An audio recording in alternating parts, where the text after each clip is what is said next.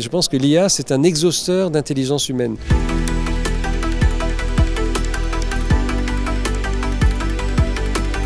Elle va modifier bien des façons de fonctionner. Donc on est à peine en train de commencer à apprendre comment le faire. Souvent on dit, pour simplifier, que ça risque de transformer plus les processus intermédiaires, c'est-à-dire que les tâches physiques, l'IA ne les remplacera pas. La réflexion, la stratégie, l'IA non plus ne les remplacera pas. Mais entre les deux, là, il y a un étage qui est peut-être mis en cause. Donc on regarde ça de près. Et moi, je vois plutôt ça comme une façon de libérer aussi du temps de travail pour faire d'autres tâches.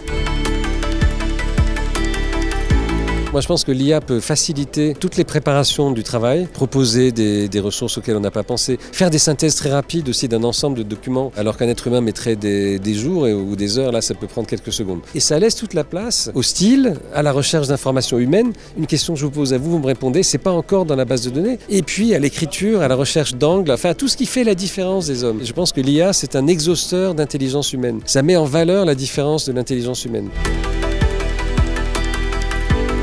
J'ai jamais d'enthousiasme sans réserve en fait. On voit bien certains dangers, on voit bien certains problèmes de rémunération, même de nos contenus. Mais je pense qu'il faut embrasser le changement en ayant tout de suite présent à l'esprit les limites de ce changement, le cadre dans lequel il doit être placé. Mais la régulation ne doit pas précéder l'usage. Je pense que l'usage doit se développer un peu et puis la régulation intervenir. Pas trop tard non plus. Dans le domaine par exemple du search, de la recherche sur Internet, on était déjà face à un quasi-monopole. Et là la régulation est arrivée, mais il était déjà bien tard. Là on est encore au début. On sait que beaucoup de données ont été captées par des modèles massifs. On regarde comment réguler ça, mais déjà il faut que la création de richesse puisse se produire.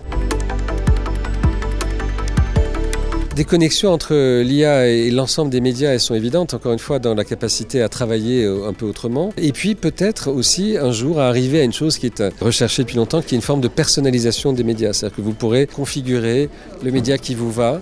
Alors ça a beaucoup d'avantages. Moi je suis de ceux qui plaident aussi pour que demeure un tronc commun, c'est-à-dire un endroit où on se retrouve autour de données et d'informations partagées. Et puis après on passe dans tout ce que vous voulez spécifiquement vous voir. Mais il ne faut pas aller jusqu'à une ultra personnalisation dans laquelle il n'y aura plus rien de partagé.